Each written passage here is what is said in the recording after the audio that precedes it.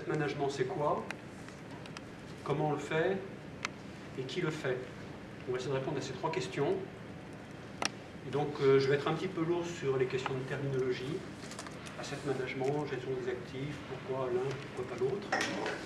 Le comment va être très important, parce qu'il y a trois strates fonctionnelles dans l'asset management qui sont autant de degrés de maturité. On commence en général à faire l'asset management par l'optimisation des politiques techniques, des politiques de maintenance, quel que soit votre métier d'industriel. Ensuite, on se pose la question, qui est très difficile, de la valeur que vous voulez donner à votre réseau, qui est évidemment pas homogène. Et puis la dernière strate qui est la plus difficile, et qui ne réussit que si le président est très engagé dans cette démarche, c'est la gouvernance. Si un président se fout de l'asset management, ça sera 3 fois plus difficile à réussir.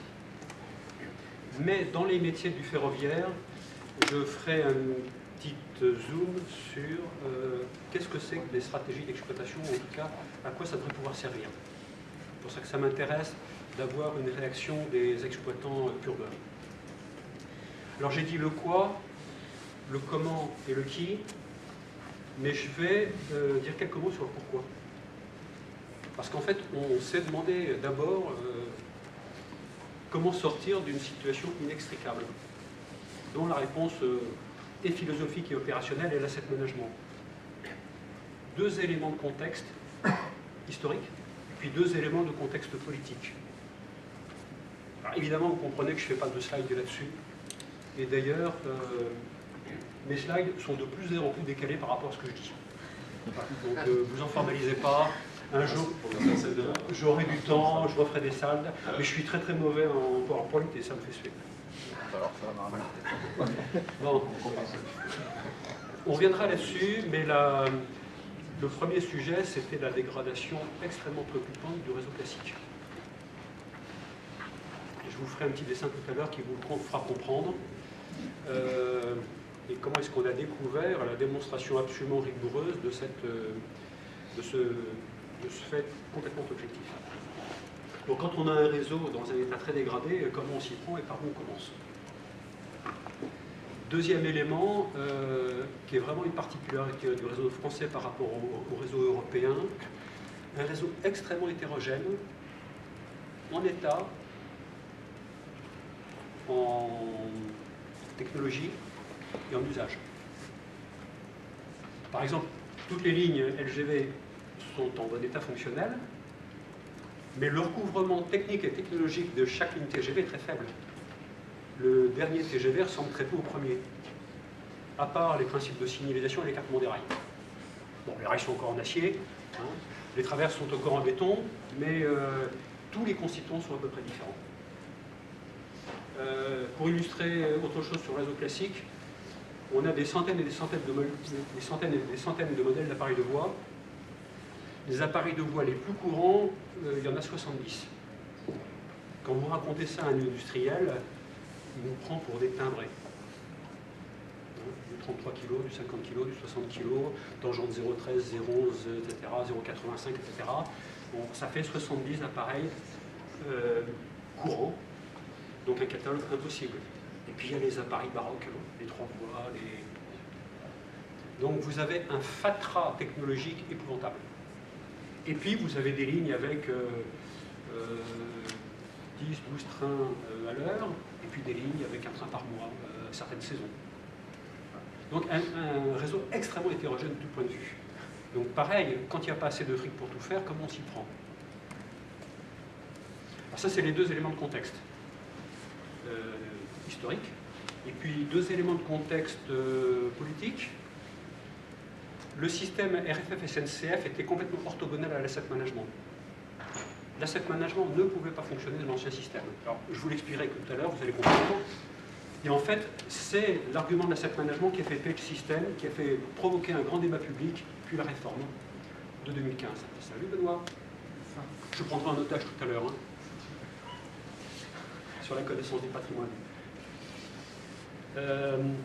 Et donc, quand on a fait péter le système avec RFF, on a pu démontrer qu'on avait un système a priori le plus intelligent du monde, puisqu'il était français, qu'on avait un système de contractualisation entre les deux établissements dont j'ai la modestie d'avoir été un peu spécialiste, qui faisait un contrat de 300 ou 400 pages, qui était horriblement compliqué, bon, et pourtant ça n'a pas empêché de dépenser des milliards là où il ne fallait pas. Alors, la réforme de 2015 a provoqué un système beaucoup plus vertueux, avec un gestion d'infrastructure de plein exercice, qui est complètement maître à bord de sa politique, mais il reçoit des injonctions complètement paradoxales. Complètement paradoxales. Le budget dit je veux dépenser le moins de fric possible. Le régulateur dit je veux absolument une performance nominale, mais sans augmenter les péages. Et l'établissement public de sécurité ferroviaire dit moi, je me fiche complètement de la performance, je veux zéro incident, je veux zéro risque. Quand on a ce faisceau d'injonctions paradoxales et que les choses ne sont pas écrites sur la manière de faire, finalement, ça finit mal, c'est le mainteneur qui se démerde. Voilà. Et donc l'asset management, le pourquoi de l'asset management, c'est un peu l'assemblage de tous ces éléments. Alors, on va commencer par le quoi, en définissant les mots asset, management ou gestion des actifs. Alors, c'est un raccourci, mais ce sont deux synonymes. Simplement, la terminologie anglaise, anglo-saxonne, est plutôt plus précise. Parce que asset, ça veut dire, quand c'est un actif matériel, ça veut dire actif industriel. Quand vous regardez actif dans le petit Robert, il y a 7 définitions différentes.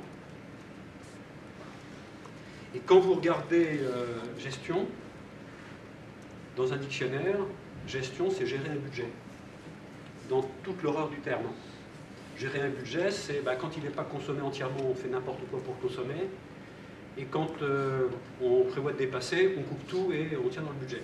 Alors que management fait beaucoup plus le lien entre la gestion et le sens stratégique de la décision.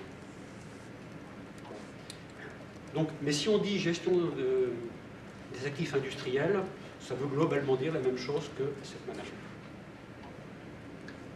On utilisera indifféremment gestion des actifs ou asset management. Alors, l'autre élément de terminologie qui est très important,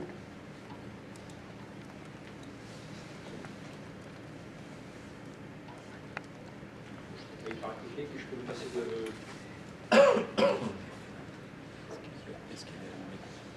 C'est que le terme d'asset,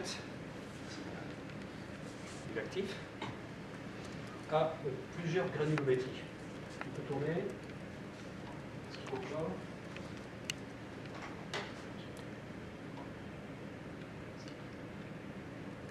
Alors, un actif, c'est... l'entreprise possède des actifs qui sont immatériels ou matériels. Les actifs immatériels, c'est vos fichiers clients, c'est les datas, c'est des processus, c'est ce qui n'a pas de consistance matérielle. Les actifs matériels, l'asset management va s'occuper des actifs matériels. Donc on va parler à partir de maintenant que des actifs matériels, parce qu'on parle d'actifs industriels. Et donc un actif matériel, vous, dans votre gestion au quotidien, vous gérez des actifs matériels. Votre logement, votre voiture, votre électroménager. Et quand vous posez des questions d'acheter une voiture, vous posez plein de questions d'asset management. Quelle motorisation, quel type d'essence, quelle capacité, pour quel usage. Et puis quand il faut, quand elle commence à vieillir, il commence à y avoir des questions un peu embarrassantes. Est-ce que je la revends maintenant, quand elle a encore de la valeur, ou est-ce que je l'amène à son terme? Elle va me coûter en immobilisation et en entretien. Ce sont des questions vraiment d'asset manager.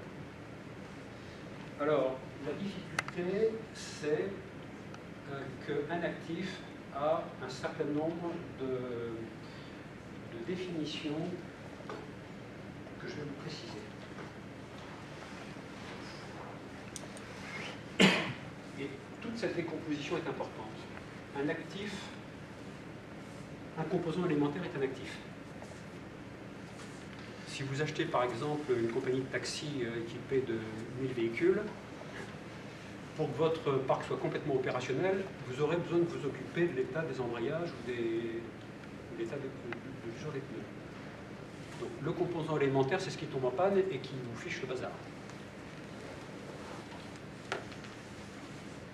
Le sous-système dans le ferroviaire, c'est la voie. La voie est un sous-système. La voie un sous-système parce qu'elle est composée d'éléments qui interagissent entre eux. Le rail, la traverse, les attaches, le ballast, etc. Un poste d'aiguillage est un sous-système. Les télécoms sont un sous-système. La caténaire est un sous-système. Donc on peut optimiser ce sous-système. Là où ça devient compliqué, c'est que ça interagit chaque sous-système avec le voisin. La voie et le gabarit constituent un système. On ne peut pas faire quelque chose sur la voie sans avoir un impact sur le gabarit. Voie et signalisation sont deux choses qui ont besoin de coopérer. Signalisation et télécom, ça rappelle quelques mauvais souvenirs. Il y a des adhérences et la spécialité qui consiste à se dire que la signalisation peut sa vie et les télécoms peuvent vivre leur vie, ça finit généralement pas très bien. Caténaire, signalisation, ça interfère, etc. Et donc, on commence à maîtriser vraiment les choses quand on a une vision globale du système, c'est-à-dire l'ensemble des sous-systèmes dans leur interaction réciproque. Alors, évidemment, on parle d'asset management pour le réseau ferroviaire, mais le système va devoir intégrer la partie mobile. J'y reviendrai tout à l'heure. Très bon exemple, Régiolis et Région 2L. Et les questions de gabarit. Gros sujet. Mais on y reviendra tout à l'heure, tout sur la voie. L'axe ferroviaire est beaucoup mieux et beaucoup plus intelligent qu'un système, parce que d'une part, c'est une composition de système, mais il y a une notion qui est très très importante dans l'axe ferroviaire, c'est qu'il est destiné à faire rouler des trains qui transportent des voyageurs et des marchandises.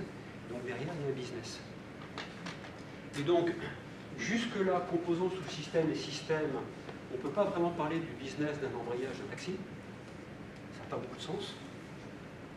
Par contre, le taxi fait un chiffre d'affaires. Et un axe TGV, c'est beaucoup plus intelligent que l'ensemble de ces composants, parce qu'il y a la possibilité de travailler sur l'équilibre économique entre les actifs et leur finalité économique. Pour l'instant, je dis que des banalités. Alors, le patrimoine de SNCF Réseau est un assemblage d'actifs, donc c'est un méta-asset. Est-ce que vous avez une idée de sa valeur à neuf, qui n'est pas sa valeur comptable? C'est-à-dire que s'il y avait un tsunami qui ravage toutes les infrastructures, bon, il nous resterait le foncier. S'il fallait tout reconstruire, ça coûterait de l'ordre de 550 milliards. Donc ça vaut le coup qu'on s'y intéresse. Et les 550 milliards, comment est-ce qu'on les maintient? Environ 2,5 milliards d'entretien et un petit peu plus de 2,5 milliards, je crois que c'est aujourd'hui 2,7 milliards de dépenses de renouvellement. Un peu plus de 5 milliards. Rapporté à 550 milliards, c'est très fort. Alors évidemment, il n'est pas question de renouveler tout un tas de trucs. Il y a des assets très lourds qui durent très longtemps, comme les tunnels ou les ouvrages d'art. Donc là, ils ont une vie plutôt de 150 ans, voire plus, 150 ans, voire plus. Et on ne peut pas ignorer que ça pose des questions de fin de vie.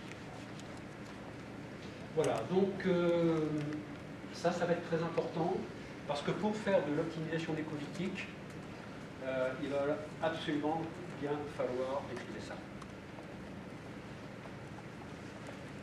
Pas sauter les étapes.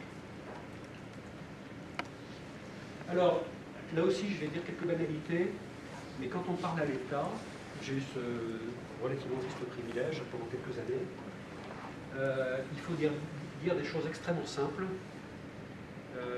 avec des images qui parlent aux gens qu'on a en face de nous, qui ne sont pas des techniciens, mais pas du tout.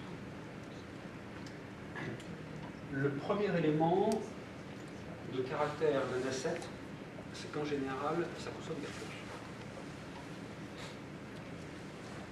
Alors, cette image montre que quand vous voulez repeindre votre cuisine, et que si vous voulez le faire vous-même, ça va vous prendre du temps de loisir, du temps de week-end. Donc ça consomme a priori des ressources rares et chères.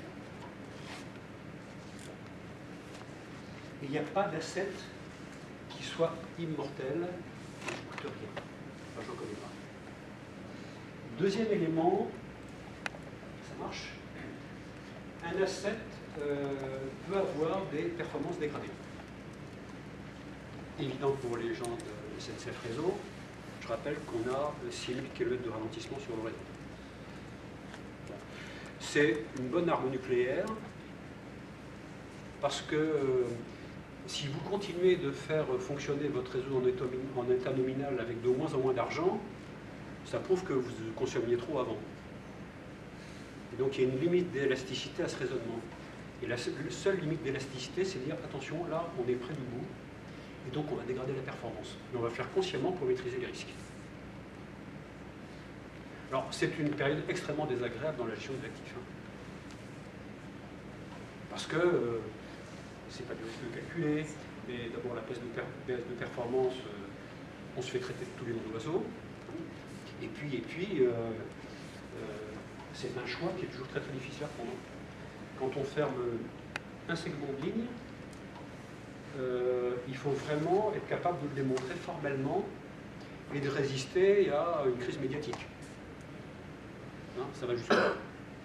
Mais c'est une arme nucléaire, et je vous dirai tout à l'heure pourquoi. Parce que quand l'État a voulu stabiliser le niveau de renouvellement à un niveau qui était beaucoup trop faible, on a utilisé cette tactique de dire, bah, écoutez, on va concentrer les ressources là où c'est absolument indispensable de les concentrer. On ne fera pas comme avant à tartiner sur l'ensemble du territoire. Et donc on vous décrit les conséquences et vous les assumerez. Donc c'est une arme nucléaire, mais il faut être sûr de soi. Que chaque fois que vous expliquez les choses de cette façon à l'État, ben, il brandit une autre arme nucléaire qui est la Cour des comptes, l'inspection des finances, le Conseil général des ponts. C'est des gens pas cons et armés jusqu'aux dents. Et tout laisse. Dans la gestion des actifs, il faut penser à faire les choses simples et de bon goût. La complexité est quelque chose qui est mortel pour un actif. Vous avez peut-être des images en tête. Bon, et quatrième élément de caractère des actifs, un actif est mortel.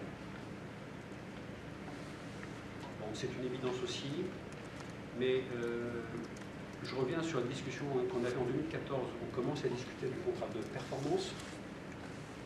Première chose que nous a dit l'État, c'est qu'on se fait assassiner par l'opinion publique parce que le réseau classique s'est énormément dégradé et on nous reproche de devoir tout consacrer, tout sacrifier au profit du TGV. Et vous allez voir que c'est parfaitement exact.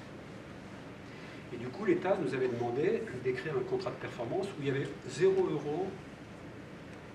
sur le renouvellement du TGV. Bon. TGV Paris-Lyon a été mis en service en 1981, donc presque 40 ans. Il a supporté 10 fois plus de trafic qu'à l'origine. Et les boulons Lochet qui tiennent le rail sur la traverse sont en limite d'usure. Donc, j'expliquais simplement ça et que ça nécessiterait de mettre à partir de 2008 puis 2019 des ralentissements à 220 puis 160. Donc le sujet n'est pas un problème de mainteneur, ça sera un problème de business model. Alors vous le dites au ministère des Transports, vous le dites au budget, vous le dites à l'agence de participation de l'État, vous le dites à la direction du Trésor, et ça finit par percoler. Et finalement, le contrat de performance dit qu'il y aura une ligne pour le renouvellement des TGV. Mais ce qu'il faut retenir, c'est que c'est très très désagréable pour un État actionnaire d'avoir une infrastructure qui est en état quasiment nominal. Même celle qui a 40 ans, le TGV marche très bien, Paris-Lyon. Et lui dire qu'il va s'arrêter si on ne renouvelle pas.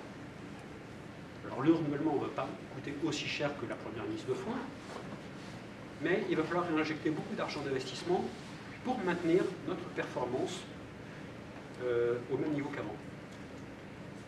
Alors, j'ai une image qui est bien, qui vient d'une inspectrice des finances avec qui j'ai travaillé en proximité, Valérie Champagne, vous la connaissez peut-être de nom. Elle a quitté SNCF puis RFF il n'y a pas longtemps pour aller à RTE faire le même boulot. Elle parle du théorème de l'aspirateur. Vous avez peut-être une femme de ménage, sinon vous faites le ménage vous-même. Quand vous passez du balai à l'aspirateur, vous avez un saut de performance immédiat. Formidable. Rapidité, efficacité, enfin vraiment un boulot qui est mieux fait, plus rapide. Mais quand il faut remplacer l'aspirateur, vous remplacez votre aspirateur par un autre aspirateur, et il n'y a plus de saut de performance. Et donc, le réseau classique souffre déjà du syndrome de l'aspirateur, le réseau TGV va rentrer dans le syndrome de l'aspirateur, et dans la prochaine décennie, ce sera le parc nucléaire. Vous avez un parc qui fonctionne, au nominal. Il va falloir réinjecter des CAPEX, donc des dépenses d'investissement, pour maintenir les fonctionnalités au niveau antérieur. C'est juste un peu désagréable pour l'actionnaire. Donc il faudra avoir complètement en tête que l'actionnaire n'a pas idée qu'un asset est mortel. Alors quand vous achetez votre bagnole, vous ne pensez pas qu'elle va mourir. Vous apprenez à la roder, à la conduire, etc. Mais intégrez le plus vite possible qu'à un moment donné, elle va mourir. Bon, derrière, ça illustre un petit peu le sujet des gabarits. Quand on gère un asset, il faut toujours se préoccuper de son environnement fonctionnel. On ne peut jamais prendre une décision sans se poser les questions des interfaces que je décrivais un peu dans la question des sous-systèmes qui interagissent entre eux.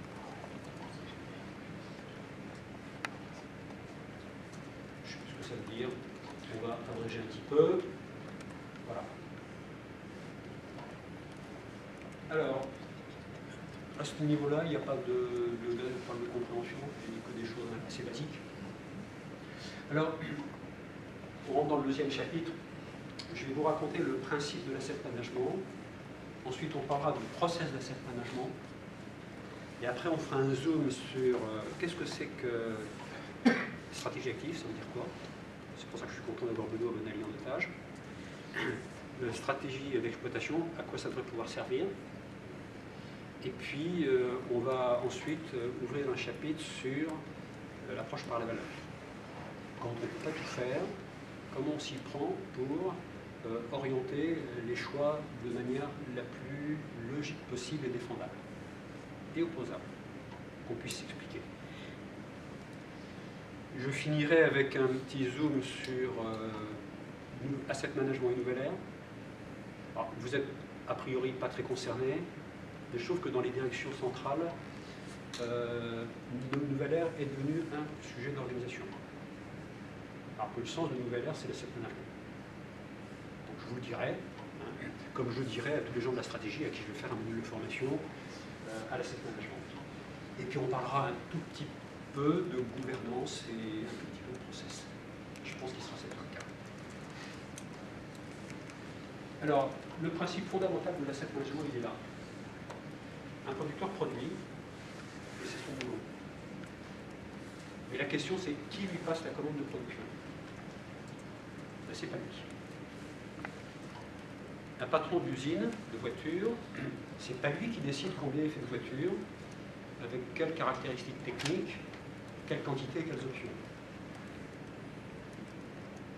Un artisan fait peut-être ça, mais pas une boîte industrielle. Et dans toutes les industries, il y a des gens qui se chargent de regarder une vision prospective.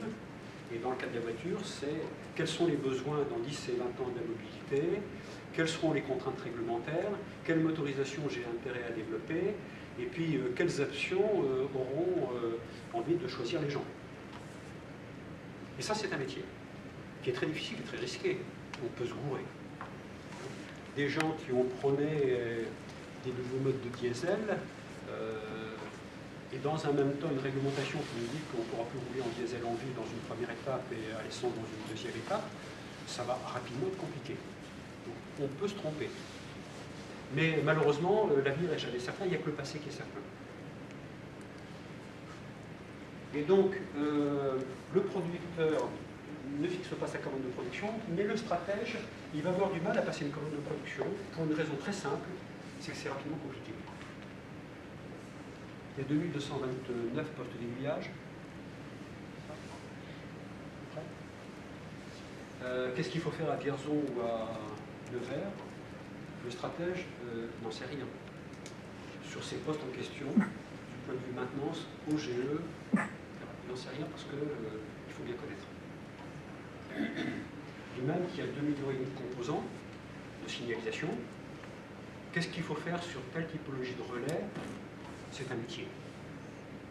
Et donc, au milieu, entre le stratège et le producteur, il y a des gens dont c'est le boulot de traduire la stratégie en production, en commande de production.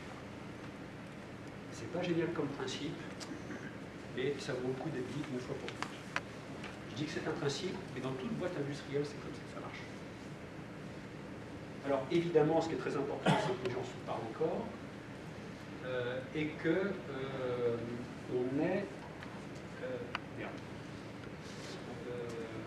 qu'on ait un système où il y a un dialogue permanent entre ces acteurs, mais on verra de manière plus détaillée tout à l'heure.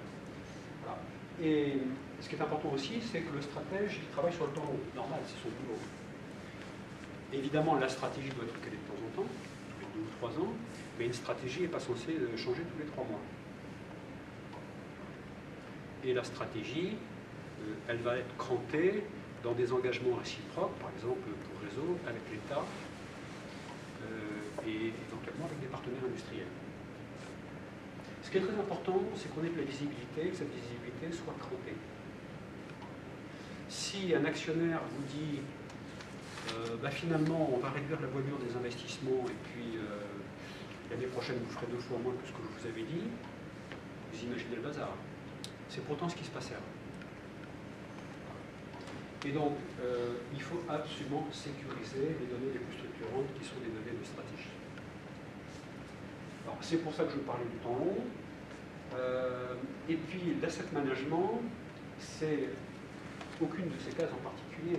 L'asset management, c'est l'art de faire fonctionner tout ça. C'est pour ça que je vous ai demandé si vous aviez même l'asset manager pour ça, comme je le disais, mais l'asset manager, c'est celui qui fait fonctionner tout ça.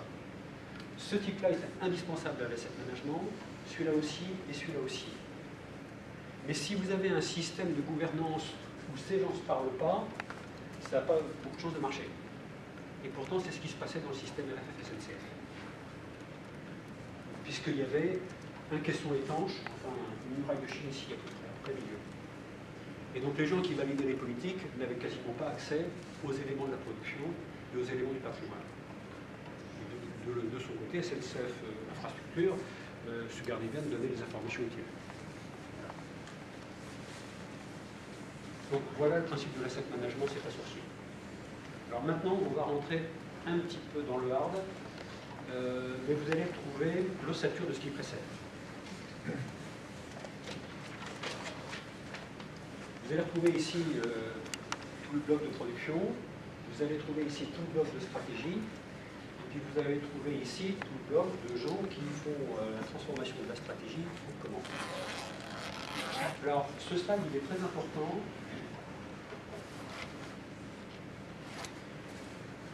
Parce que, comme j'essaie de vous le montrer, il y a beaucoup de changements de paradigme dedans. Par rapport à la situation antérieure. Et ça porte vraiment les ambitions de l'élève. Alors, c'est pas un changement de paradigme, mais c'est quand même une nouveauté. La stratégie, d'abord une stratégie en tant que telle, ça ne veut pas dire grand-chose.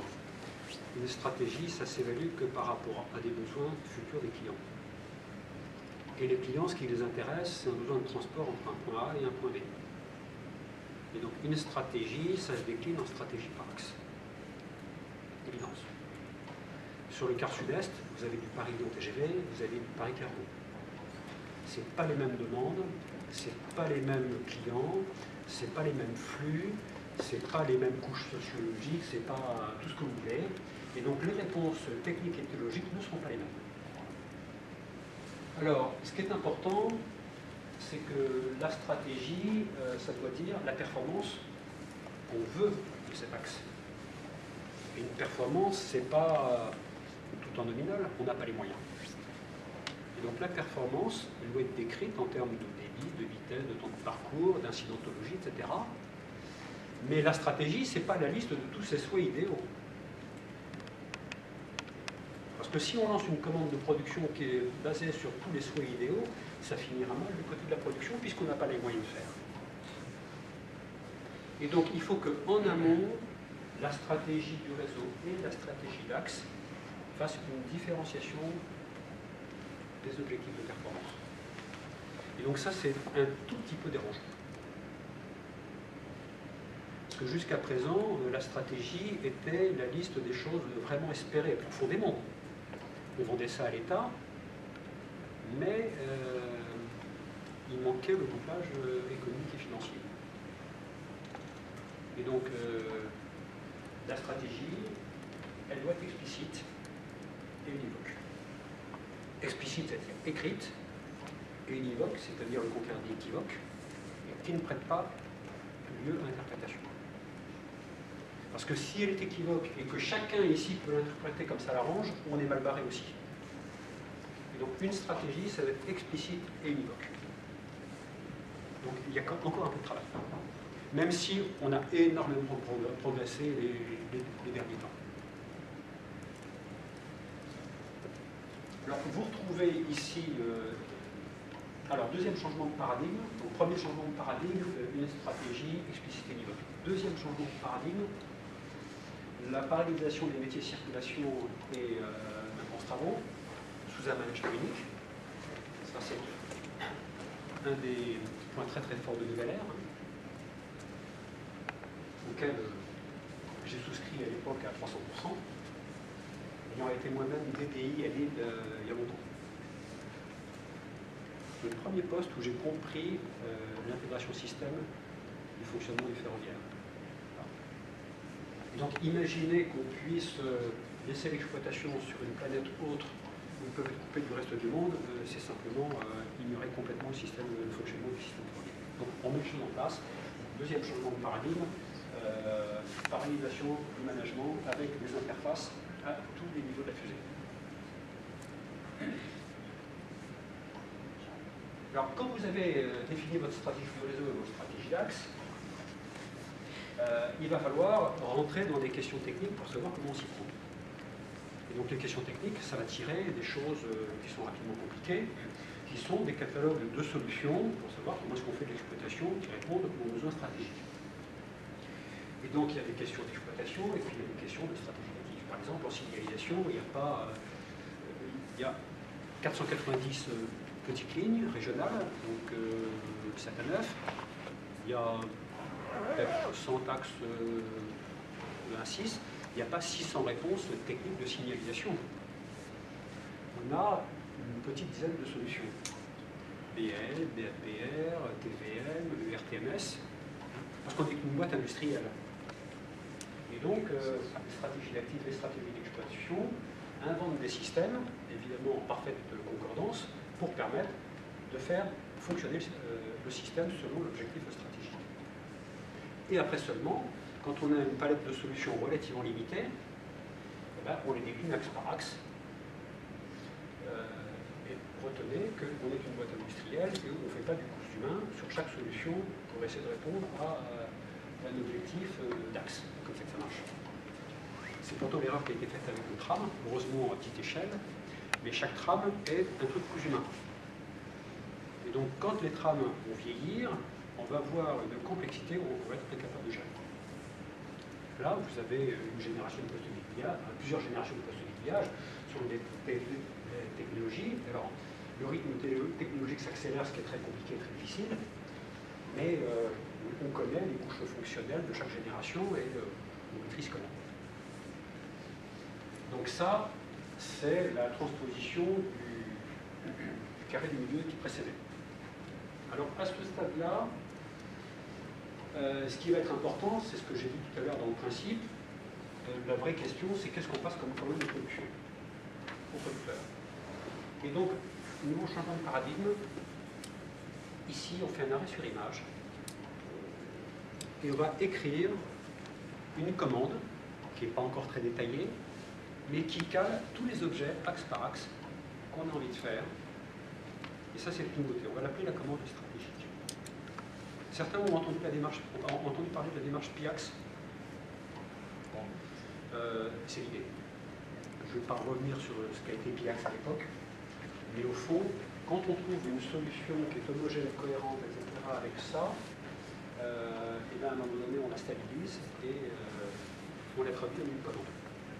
Donc ça s'appelle la commande stratégique. Alors cette commande stratégique, elle a deux objectifs, et ça c'est un changement de paradigme. Le premier objectif, c'est que ça doit être cohérent avec ce qu'on a raconté au haut à gauche, évidemment, et ça va mieux en disant. Et le deuxième objectif, et là c'est vraiment nouveau, elle doit être réalisable. D'où cette case stratégique. Donc, si la commande stratégique passe ce relais alors qu'on est à peu près sûr de ne pas savoir la faire, c'est pas la peine de faire de collecte. Et donc, on va mettre un système de gouvernance assez musclé derrière. Et donc, les gens qui font la commande stratégique, ils sont priés de démontrer que les questions de réservation capacitaire sont jouables, que les questions de charge d'études sont résolues, à grosse maille, que les questions RH sont traitées, que les euros sont bien là, y compris sur les projets régionaux de développement. On ne met pas dans la commande stratégique des objets évanescents qui font plaisir aux politiques s'ils ne sont pas payés, s'ils ne sont pas financés. Et donc là, on verrouille le système ici avec un objet qu'on appelle commande stratégique. Alors, c'est très ambitieux, ça va demander plusieurs années de réglage, plusieurs itérations, il ne faut pas se faire beaucoup de temps. Mais il faut tout de suite instiller la vertu que cette commande stratégique peut être réalisable. Ça sera un très bon point. Alors, je ne m'en rends pas, mais il y a 2 ans, la directrice d'établissement de Strasbourg m'avait demandé de parler d'asset management et ses équipes, ce que j'ai fait bien volontiers. Et à la fin de mon exposé, qui avait duré 1h15, les gens m'ont dit on a très bien compris, mais expliquez-nous pourquoi maintenant on a déprogrammé à la dernière minute une opération de RVB sur le 2 pour faire une opération CPER qui sert a priori à pas grand-chose. Un contre-pied qui est excellent, que j'étais un peu excellent.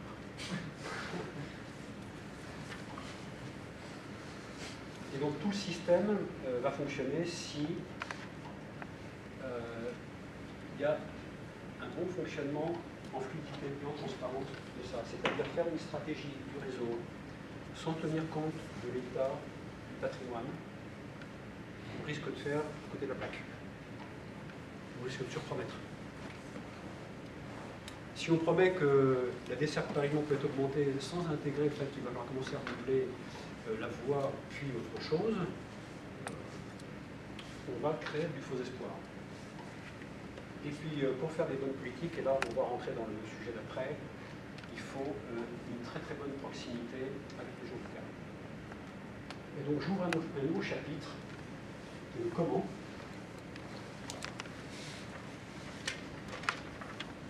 Et donc, on va aborder le sujet d'abord des stratégies d'actifs. Qui est en fait le sujet que je connais peut-être le mieux.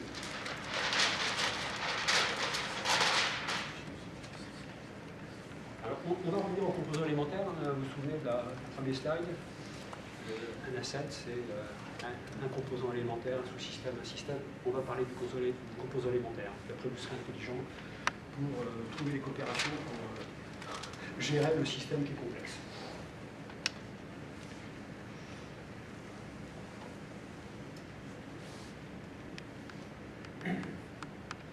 Je représente ici la probabilité d'apparition d'un certain type de défaut dans le rail. Ta cheval 211, ça a changé. Merci. Ça s'appelle une courbe de Weibull que tous les métallurgistes connaissent bien.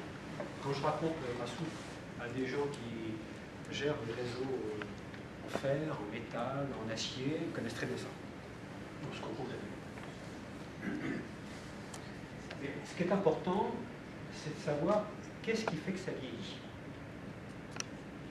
Et sur le rail, historiquement, d'ailleurs comme ça qu'on avait constitué les groupes UIC, c'est essentiellement tonnage et vitesse.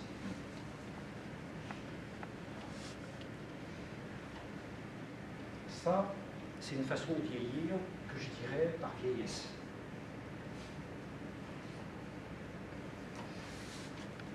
Et ce qui est très important, quand on fait les politiques de maintenance, c'est de comprendre ce qui se passe pour anticiper. Le cœur du truc, c'est qu'il faut comprendre ce qui se passe, quel est le mode de défaillance. Alors vous allez voir tout de suite que c'est souvent plus compliqué que ça. De temps en temps, il y a des bonnes surprises. Par exemple, le ballast sur une ligne à grande vitesse,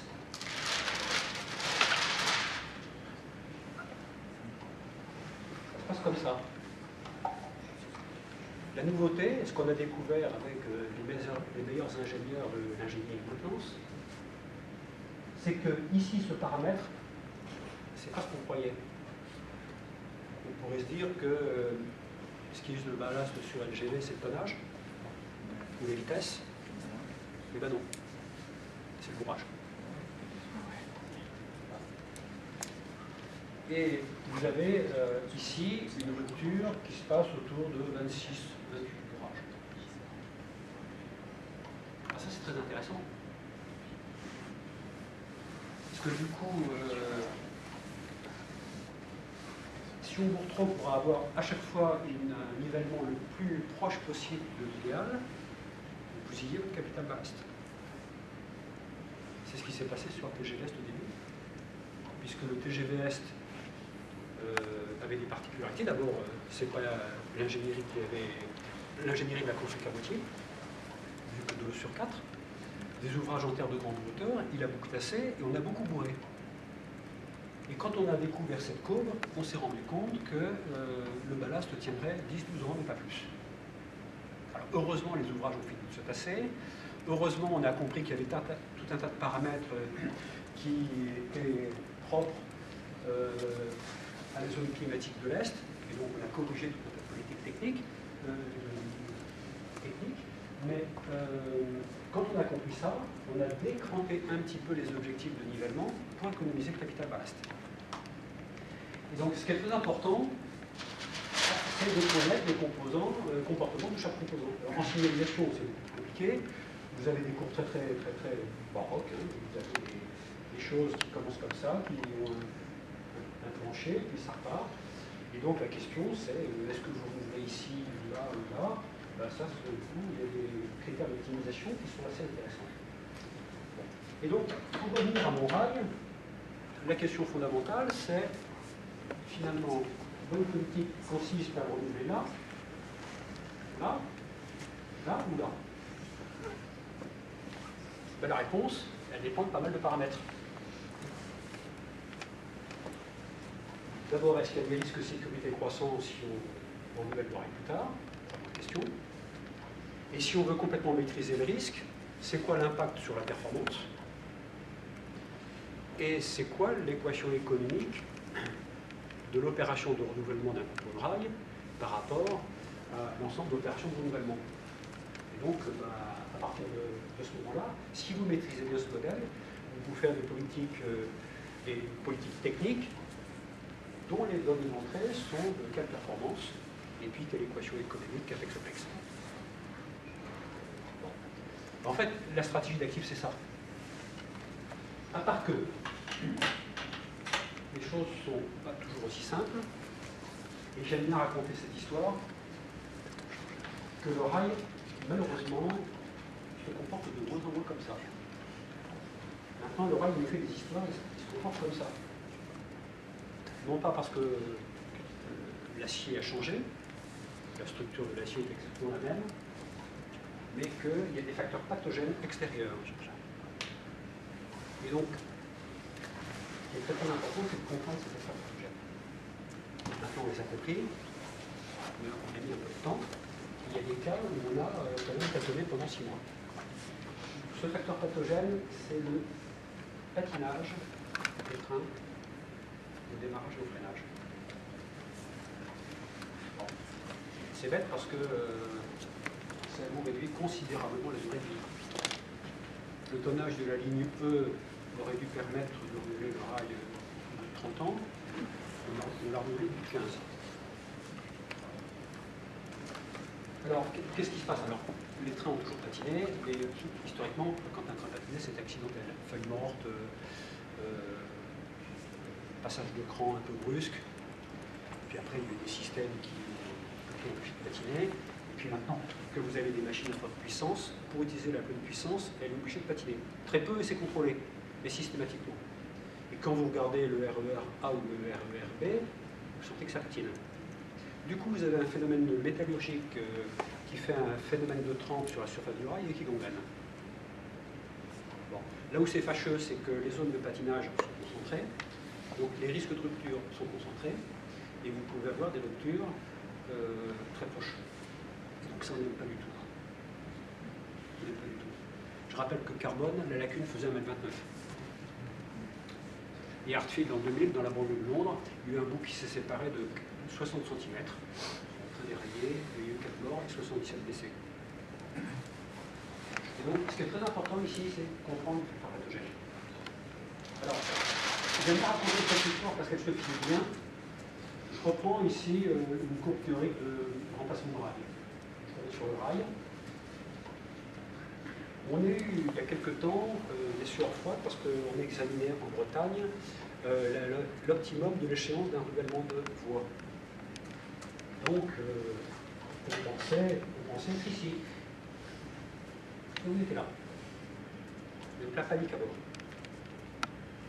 On se pointait trop tard et on avait le temps de programmer le RVB, des sueurs froides, sur la manière de gérer une transition beaucoup trop tard. On se réveillait trop tard.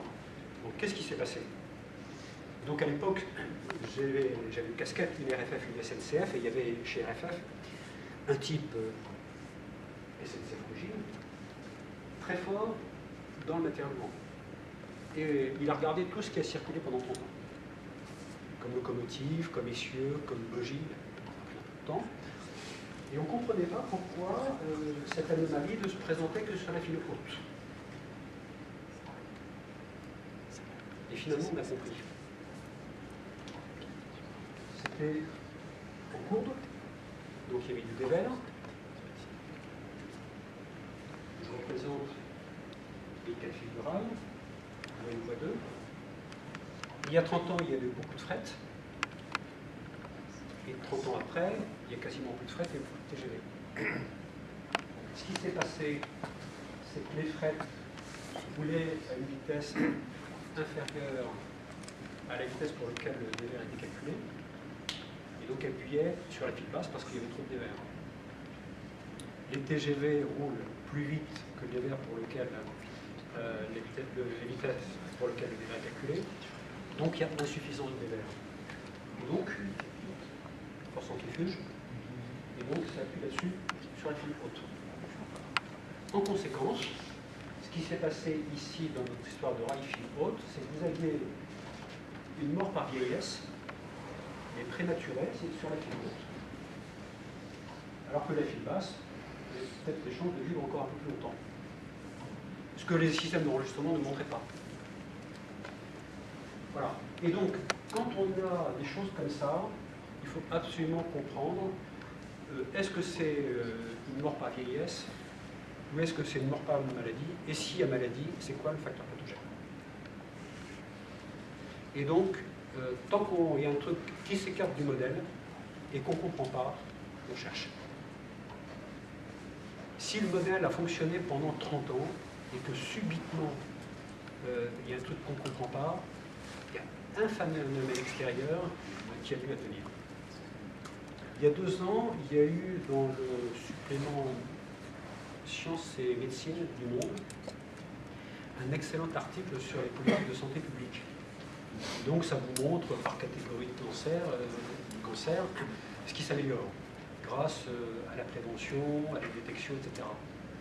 Puis il y a un cancer qui explose, c'est le cancer du pancréas chez les hommes, et on ne sait pas pourquoi. Donc ça va être intéressant. Quand on va comprendre ce qui se passe, on va faire le rétro-film, on va se rendre compte qu'il y a peut-être des problèmes d'hygiène alimentaire qui sont extrêmement pernicieux et qui vous bousillent le pancréas. Bon, là c'est exactement pareil. Bon, troisième façon de mourir.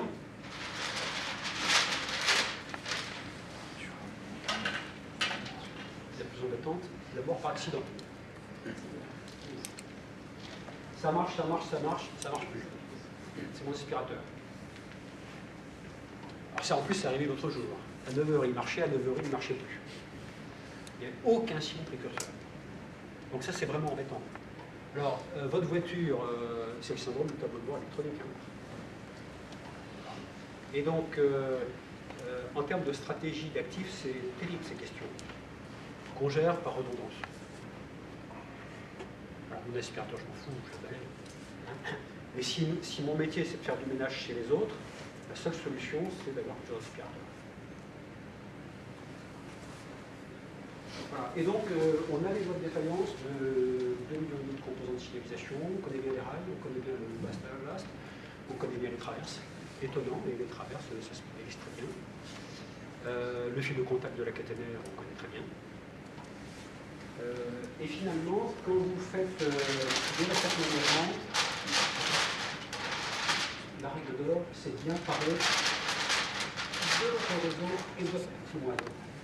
Et donc, pour résumer, il y a 5 degrés de connaissance du patrimoine. Premier degré, l'inventaire. On a combien de rails, combien de traverses, combien de poteaux caténaires, combien de signaliers, combien de relais de quel type, etc. Et maintenant, on produit tous les ans un document que les gens s'arrachent, hein, qui est l'inventaire du patrimoine de réseau.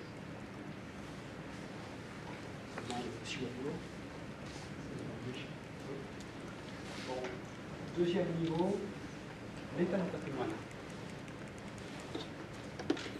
Alors, c'est facile, mais pas toujours. Alors, tout ce qui se voit, c'est facile, mais